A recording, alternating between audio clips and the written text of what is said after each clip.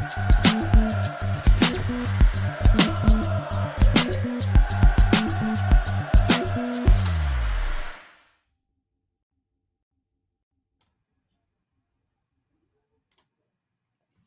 is the Royal Blue Podcast. It is live and we are streaming across YouTube and Facebook.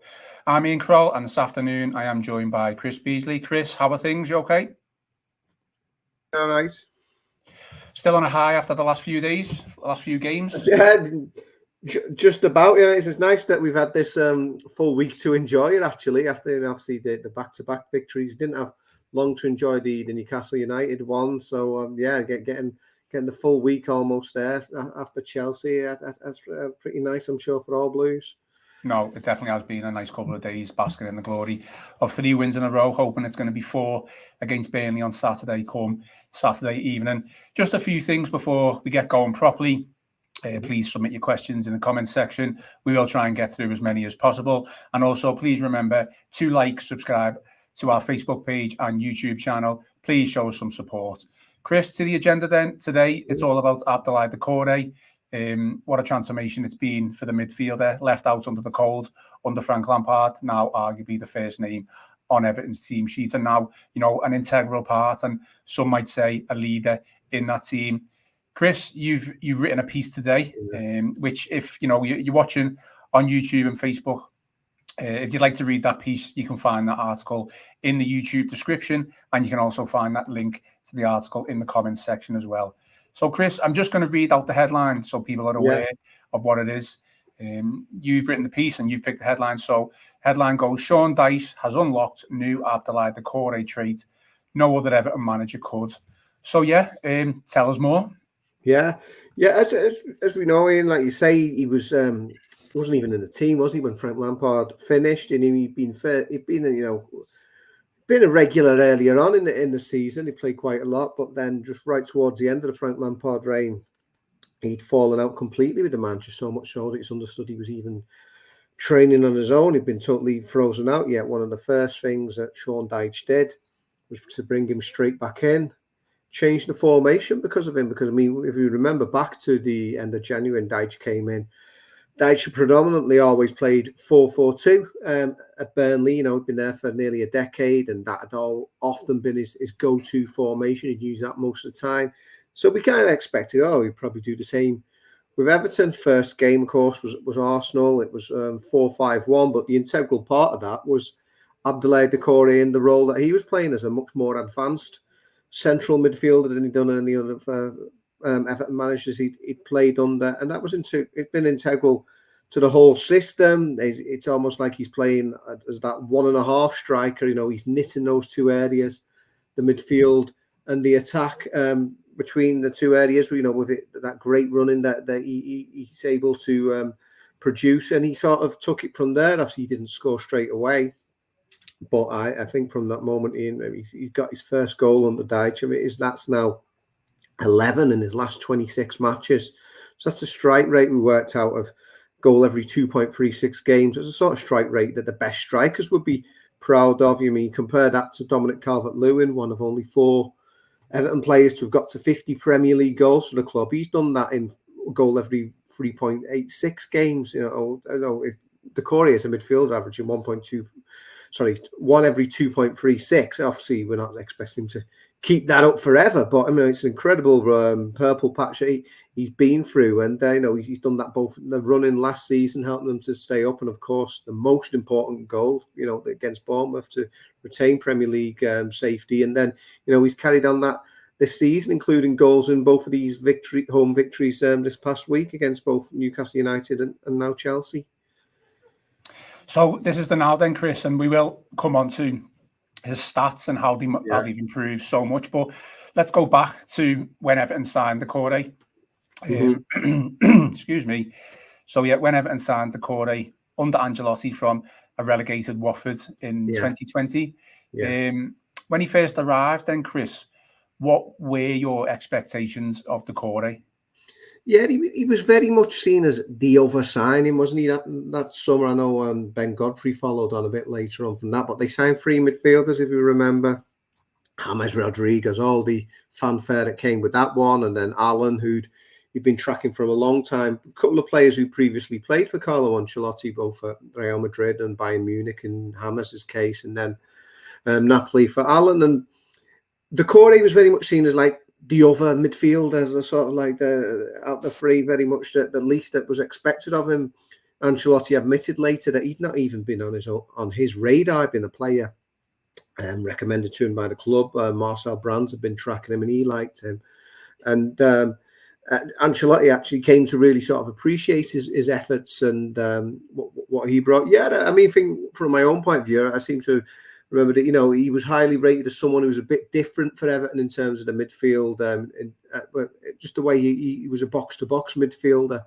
Maybe not expecting quite as, the goals that we've seen now under Dyche, but he was able to sort of cover a lot of ground. But I think the way he was deployed by Ancelotti, then Benitez, a bit different again. He was more creative under Benitez without necessarily being as attack-minded as he's become under Dyche.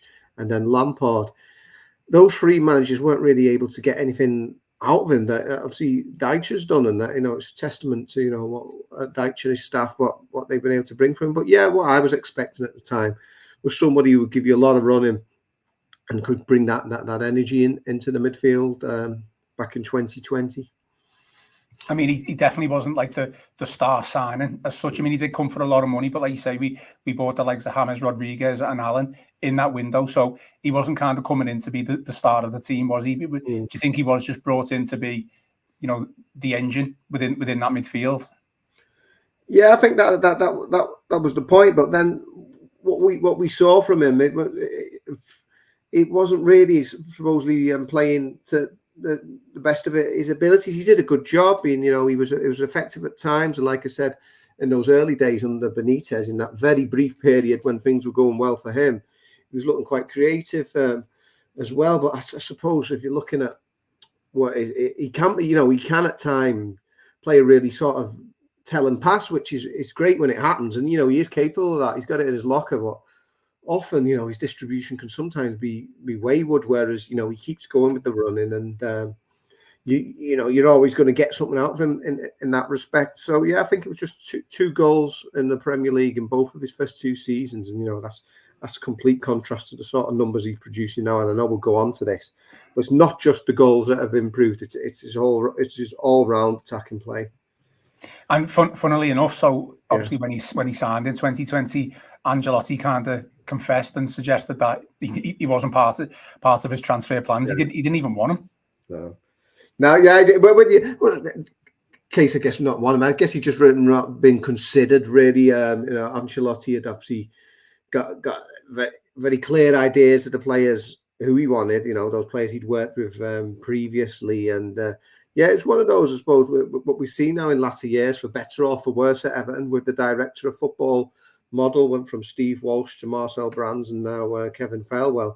He was one that came from within the club's own recruitment, and there had been someone that the director of football felt would be suitable. And it's telling, really, isn't it, that 3 years on from that now, Ancelotti's long gone, as has James Rodriguez. I mean, we didn't even get to see him play. I mean, he didn't even play, did he, in front of spectators at any point, apart from that friendly at Old Trafford, I think, or certainly in this country. And Alan stuck around a bit longer, but I think he flattered to deceive. What we're all expecting from him, really. He was a big disappointment, and the pair of them have sort of moved on to lesser things since then. So, yeah, it's telling that Doucoure is still very much at the top of his game and is going from strength to strength. He's what we call in football the wrong side of 30 now, but he's showing no signs of slowing down. He's still as energetic as ever. He's signed that contract term extension and as important as ever for Everton because of this increased attacking element to his game, which we discussed in the piece.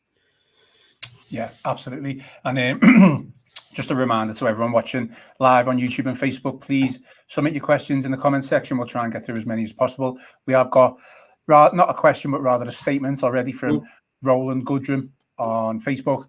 Chrissy's just said he's definitely found form under Dyche.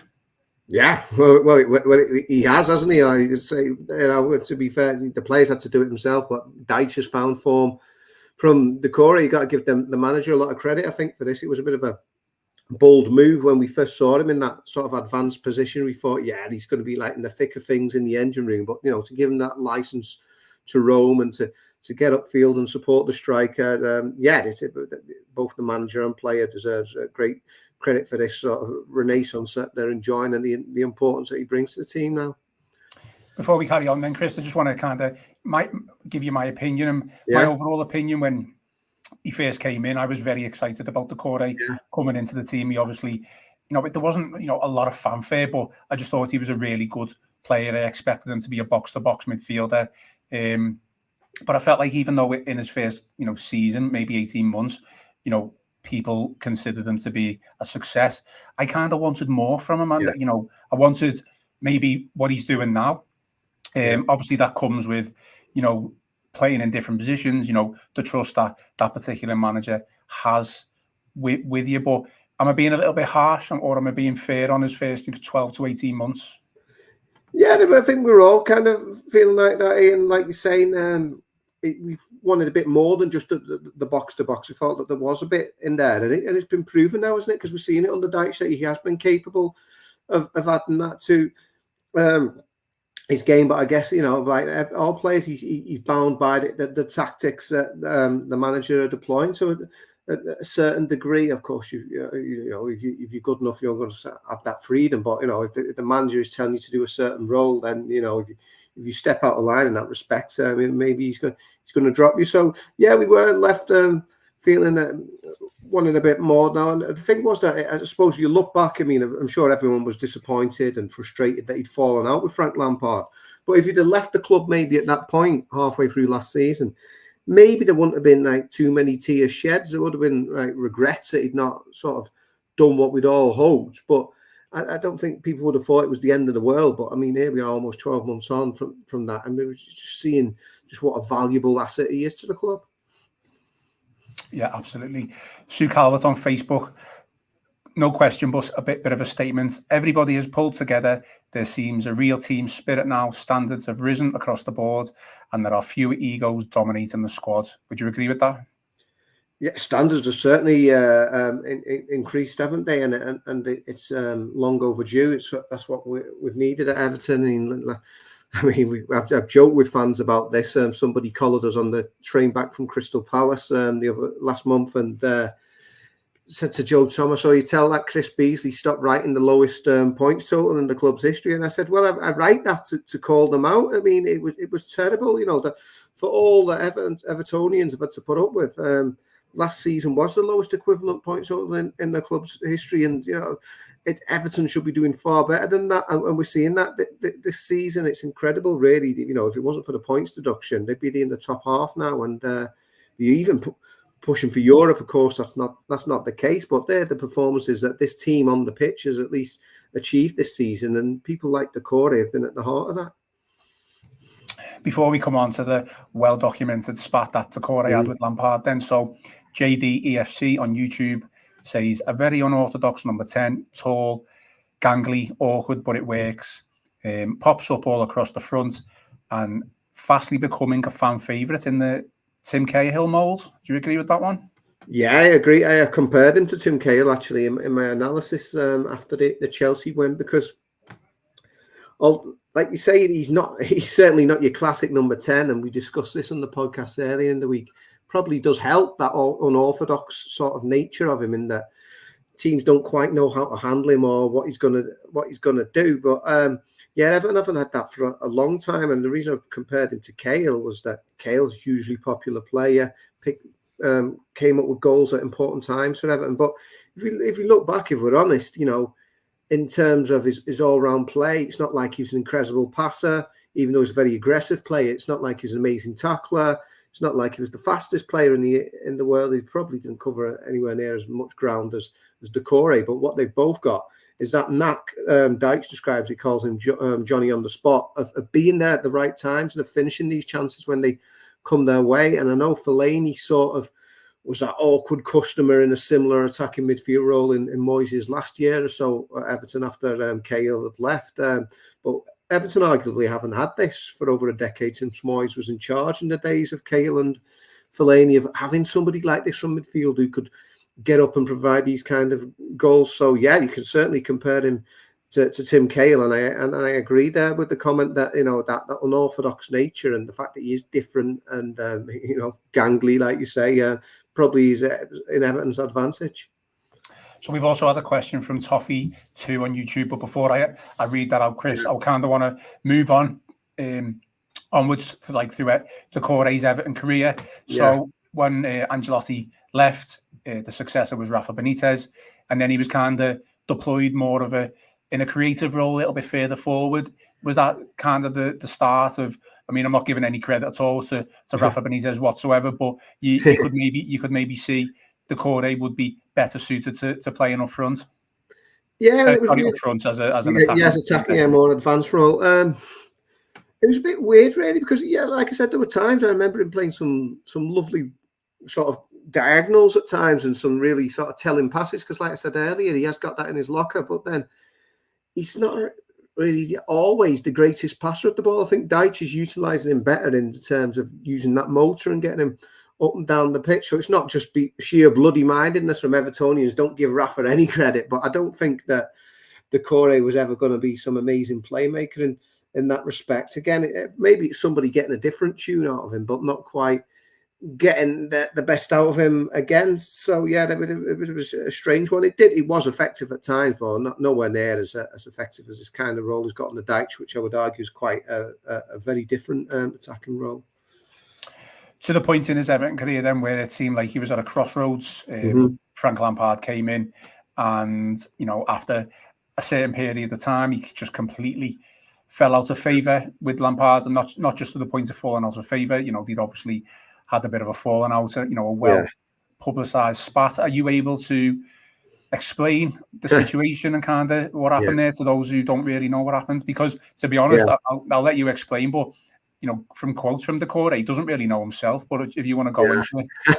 If Abdoulaye Doucoure claims he doesn't even know, and who am I to say what actually happened? I think from what my understanding of the situation was that, like a lot of times there is in a football dressing room, there were crosswords. I mean, something was said out of turn, and the power is, people say that players have got power now, but ultimately, it's the manager who's in charge, and that left Doucoure. Of course, it was very late in Lampard's reign, and perhaps that's what happens. It's desperation stakes, isn't it? When you're on the brink and you make big decisions like that. But Doucoure was left out the cold.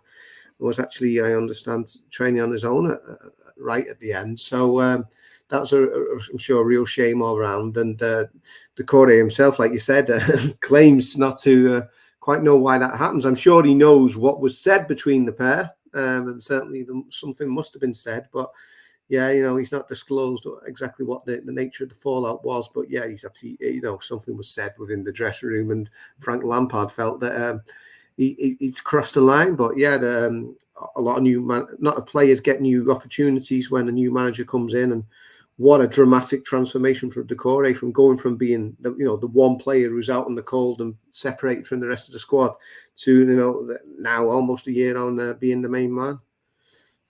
I mean, the quote from Doucoure, I think this was probably around the time, maybe a little bit after. To be honest, I did not really understand what had happened between me and him, obviously referring to Lampard. Is the phrase, let me make sure I get this right and I don't mess it up, is the phrase from Lampard's point of view, cutting off your nose to spite your face, does that come to the fore, or, it would do if he was deploying Doucoure to the extent that Dyche was he, if he was getting the tune out of Doucoure that Dyche was getting out, he certainly would be. But the fact was that how much was down to the player, how much was down to the manager, he just wasn't anywhere near as effective under Lampard. So Frank at the time would have probably not seen that as being such a pivotal decision. It's not like I don't know. It's like if Sean Dyche decided he wasn't going to play Jared Branthwaite now, it's nowhere near that sort of situation, is it? I mean, he wasn't firing on all cylinders then, so you could say cutting his nose off to spite his face, but the player was a lot less effective at that period in time. Yeah, absolutely, I completely agree. Massive turnaround. To a question then from Toffee number 2 on YouTube. I think we'll probably know the answer to this, Chris, because I think it was only recently, but Toffee 2 on YouTube has said, would you give Doucoure a longer contract?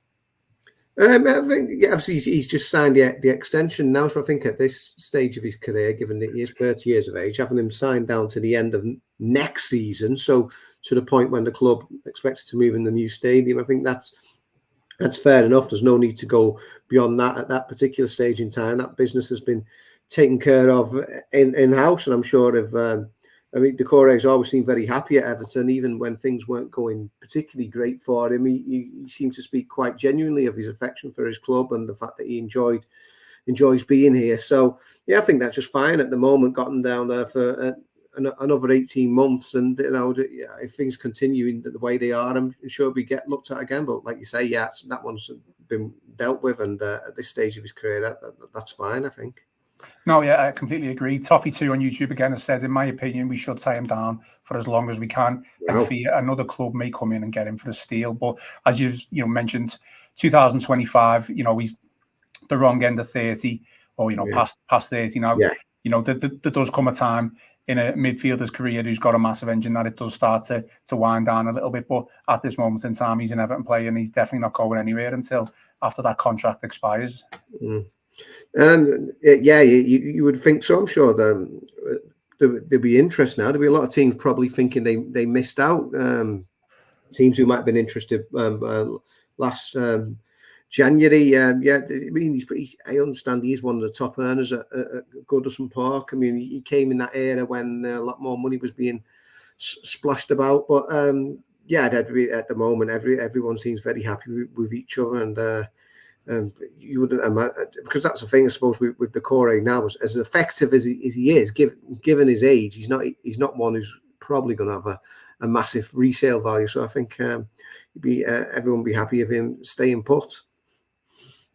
How is his game altered then, Chris? Is it just a case of altered and developed, really? But is it just a case of him playing further up the pitch? It can't just be that. There's got to be other stuff to it, hasn't it?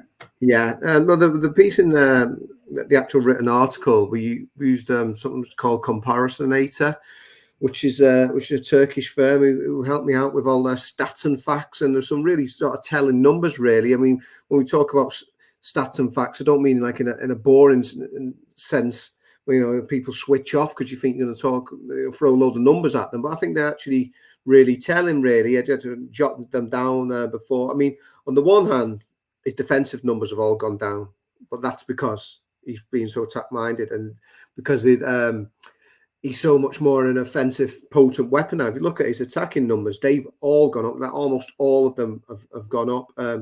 His shots have doubled. He's averaging 1.39 a game now as opposed to 0.63. I said, and his actual shots on target, they've gone up from 0.51 to 0.75. He's dribbling the ball more. That's gone up almost to 2 dribbles a game as opposed to 0.63. And then his attacking actions, they've more than doubled. So that's actually the actual sort of movers he's doing in an attacking nature. And they've gone up from 2.2 a game to 4.86. And all this has meant that his actual expected goals, the old XG, I suppose the one stat that keeps getting banded about a lot of the time now. I mean, Dyche himself mentioned it when he was talking about the team earlier this season. Doucoure's XG has gone up from 0.04 per game, which is very low, isn't it, to 0.34. So these figures have all skyrocketed, and it's sort of no surprise, really. It's about sort of, I suppose, it backs up these number crunches and the stats men, and something that is important now in modern football. Dyche was explaining earlier in the season how rather than sort of rip it up and start again when Everton were losing all those games at Goodison, he turned to the stat men and the Everton's data analysis team, and they said, no, keep on doing what you're doing. Things will turn around. And they had the numbers to back it up. And these sort of numbers back up what Doucoure is doing. He is bound to be scoring more goals when these sort of numbers across the board are all increasing by so much. And it sort of vindicates, that these aren't just stats just to throw in to embellish something. They actually mean something, these numbers, and they just sort of demonstrate just what an increased attacking outlet he is. Sticking with the stats then, Chris, because I've got a few numbers from your piece, basically, that you've written, and you may have just touched upon them there, but basically he's netted 15 times in 100 matches in all competitions. So it's like a strike rate of just under every 7 games. Yeah. They're not amazing numbers, but No. that doesn't really tell the story, does it, of Doucoure, certainly. So compared to the last 26 matches, he scored 11, and now that has gone down to literally every 2 in just 2.36 matches. So absolutely massive difference compared to what he previously done under the previous regimes. Yeah, like you say, that was his 100th Premier League game for Everton against Chelsea. And 11 of those 15 goals have come in the last 26 games. It's a massive turnaround. I mean, there's probably only somebody like Romelu Lukaku who's got that sort of like a better strike rate overall for Everton than what Doucoure's had in those last 26 games. Was it I think 5 last season, and then is it 6 this season? I think that's how it breaks down. And yeah, it's an incredible turnaround. Really, it's just like you're looking at a totally different player. If you're looking at one set of numbers and another one, you think it was a different player, and that's how dramatic the sort of the change has been. And it's all down to him just totally changing that role. He's not just there in the centre of the park winning challenges. Obviously that's his starting position, but the fact that he's able to manoeuvre between those 2 penalty areas and get up and down. Let's not forget, his defensive side has gone down, which is also covered in the piece.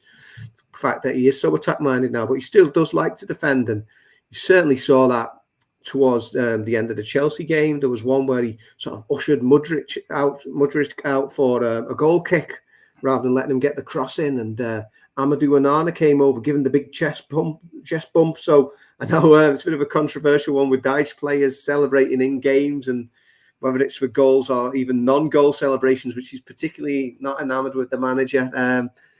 Doucoure still got that passion to defend as well, and he still does that as well as all this attacking play he's getting the plaudits for. And his assists stats aren't too bad either. You put some figures in there in your article about his assists. So, it's not only a dramatic upsurge in scoring goals, but he's had more assists per 90 minutes than shot assists. So figures of 0.12 and 1.04 respectively, as opposed to 0. So he's obviously, contributing as a whole as a midfielder. Yeah, he's there or thereabouts. He's in those danger areas, isn't he, where he's hurting the opposition, whether he's capitalising on a chance that somebody else had, whether that was Dominic Calvert-Lewin's shot getting saved and then Doucoure sticking on the rebound, or he's finding somebody else. His goal contributions, he's having tangible contributions to goals. I mean, we're seeing it as well with Dwight McNeil, who's a very different sort of player, but the pair and the way they've both risen their game and sort of increased their numbers under Dyche. He's in an area where he's going to hurt the opposition, whether that's finding somebody else or, as he loves to do, take the chance himself. And Dyche has dropped a little nickname for him, Johnny on the spot. Is that just in reference to his, now goal-scoring midfielder, or is that something else? Yeah, no, that's just him being in the right place at the right time. Nothing more sort of elaborate than that. I mean, it's what these natural finishers are, aren't they? They appear in the right moments, and I think that's why I was thinking back to Tim Cahill. He'd just pop up, wouldn't he, in those dangerous moments? Obviously, you've got to have a bit of an instinctive finisher, but they're just there at the big moments, and like we said earlier, no more bigger moment than Bournemouth last season. The goal that preserved Everton's status in the top flight. They prevented the first relegation in 72 years, and let's not forget that brace in the game at Brighton earlier in that month. I mean, when he set Everton on their way after about 30 seconds, wasn't it? And it was that huge victory which sort of shifted the whole momentum of the relegation battle and sort of moved everything into Everton's favour. There have been some really important goals at important moments. And he's become such a potent weapon, as we mentioned, Chris. His goals, his assists. Is it a case of Dyche just trusting Doucoure? Dyche basically just trusting the players that he's already got at his disposal. I mean, there's a quote here before you go on to answer. So Dyche has said, "I've long been an admirer of Doucoure's qualities, and from the moment I became Everton manager, I was keen to get him into our team and for him to show what he can do." So, it's for me there that Doucoure's always had, some qualities as an attacker midfielder, maybe just not being used correctly. Dyche surely is just putting trust in. I mean, you could probably say that this for a couple of players as well. Certainly, Doucoure and like the likes of Mykolenko, but is it just players feeling trusted and wanted effectively at the club? Yeah, like you said, it is that trust, because he also says that it's ultimately them who's got to do it, isn't it? He can only take them so far. He can show them what to do. They need to go out there and do it themselves. And I guess that is the trust and the fact, like you say, that's a very good example of Vitaly Mykolenko, because he's one. Now, it was quite damning, really, that he was playing under Frank Lampard at Ashley Cole, best left back in Premier League history, his first team coach there. And Mykolenko was struggling. He was out of position. I know the manager himself wasn't happy with his positioning at times. He was sort of like a fish out of water at times. And you're thinking, oh, I've spent a lot of money on him and he's not going to come good. But, he's been totally revitalised under Dyche and his team. So, yeah, it is giving these players that trust and feeling that they can go and do the job. And, yeah, Doucoure, I know. Dyche's obviously got connections at Watford. That was where he started his managerial career all those years ago before he went to Burnley. And he knows people down at Watford, so he was well aware of what Doucoure was capable of. And he obviously saw something in when he'd watched him in the past and felt that, he would be effective when he'd be deployed in this more advanced role. So, hats off to Sean Dyche for actually spotting that in a player who's maybe not really been used like that in the past. And as mentioned, Chris, the player has committed himself to the club until 2025, so he's going nowhere. I don't think we have to worry about any of that. And whatever happens now, Doucoure has ultimately thrust himself into Everton folklore history. That goal against Bournemouth last season, probably out of all the goals that he scored for Everton, the most important goal that he's ever scored in his Everton career, probably one of the most important goals that he will have scored in his entire career. What a day that was, Maybe an unlikely hero at the time. Did we expect Doucoure to be the one to score that goal and keep Everton up? Either way, it doesn't matter. He scored an absolute worthy of a goal. It went in the back of the net. Everton survived for another season, and Doucoure again is become an absolute blue hero at Goodison Park, hasn't he? Yeah, it's funny. Like I'm a veteran of all three of those Everton last day escapes. Obviously in the press box for the last one, but I was there against Wimbledon in '94, against Coventry City in '98.